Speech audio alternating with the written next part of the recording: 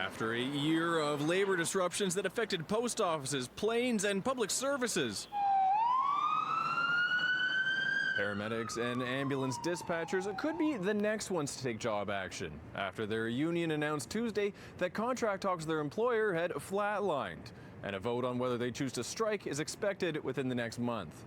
5 years ago, we have never even heard of a hospital closure. The union, which represents some 4,500 employees, says the demands on ambulance staff have been steadily rising, highlighted by the recent trend of emergency room closures. What we're seeing is people show up to the hospital with the close sign and it says call 911. And that effectively puts us as the main healthcare provider in the town, sometimes for days on end. And that's a significant amount of pressure on the ambulance service.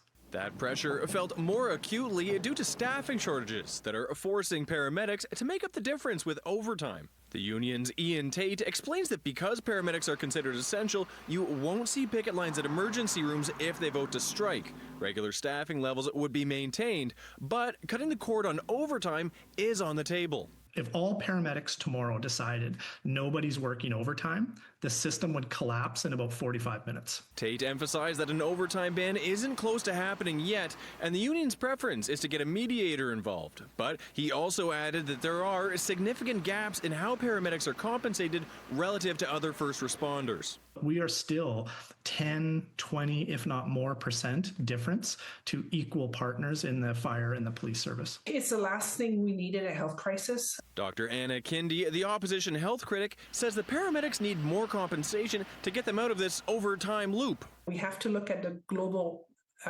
look at it in a global way, so that if you again pay more early on, keep recruit and retain, ultimately it saves dollars.